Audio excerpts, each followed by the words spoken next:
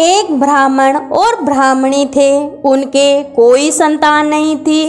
ब्राह्मण सुबह रोजाना नदी में स्नान करने जाता और घर आकर पूजा पाठ करता।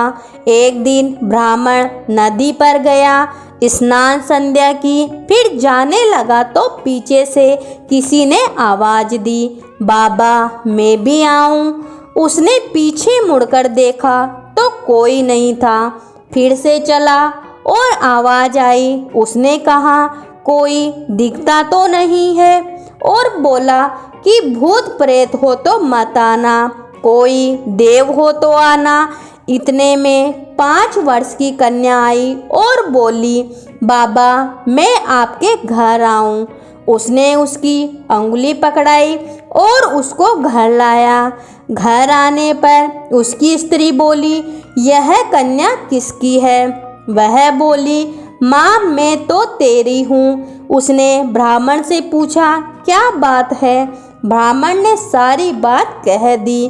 उन दोनों ने उसे बेटी कह के पुकारा। वे दोनों पति पत्नी खुश हुए और बोले इसका नाम क्या रखे? ब्राह्मण बोला इसका नाम तुलसी रख देते हैं, यह हमारे आंगन की तुलसी है।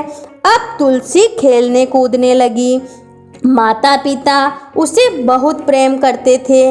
वह बड़ी हुई तो शादी के योग्य हुई। माता पिता चिंता करने लगे तो तुलसी बोली, मेरी चिंता मत करना, मुझे तो स्वयं भगवान श्री कृष्ण लेने आएंगे। तुम तैयारियां करो। शादी का मुहूर्त निकाला।